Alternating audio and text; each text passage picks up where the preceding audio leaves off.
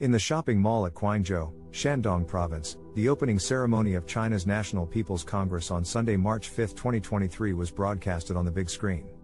People gathered around to watch and came with high expectations. David Roche, president of Independent Strategy, believes the Chinese economy is being forced to recalibrate due to the current fractured global order. He further noted that the growth drivers of the country will likely disappoint global markets.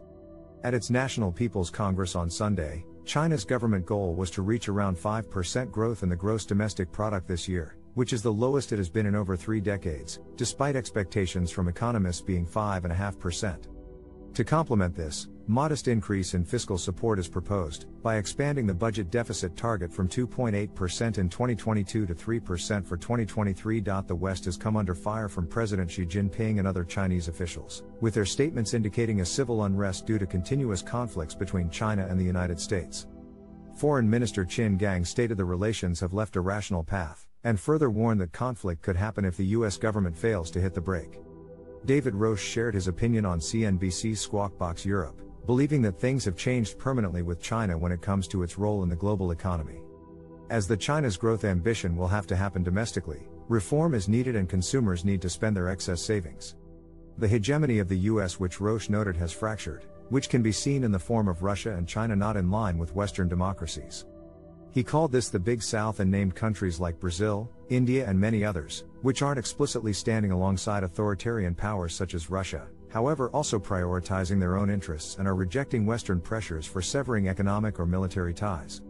Moody's research note, last week, suggested that the external environment would remain challenging for China, due to US policy of tech investments and trade restrictions.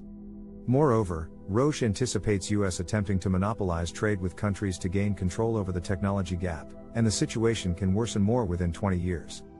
The Communist Party remained firm and persistent with their centralization and defense over economic goals.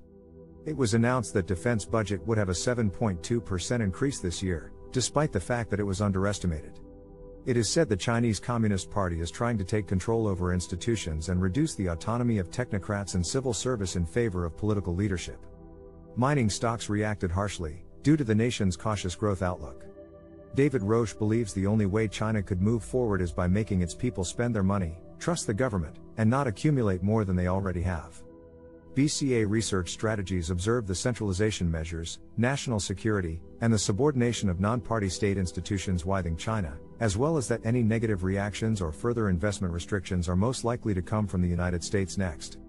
After Sunday's opening ceremony broadcast, it is clear that the China is determined and ambitious to reach the goals it has set. However, certain challenges and obstacles may stop it from succeeding and it will have to adjust accordingly.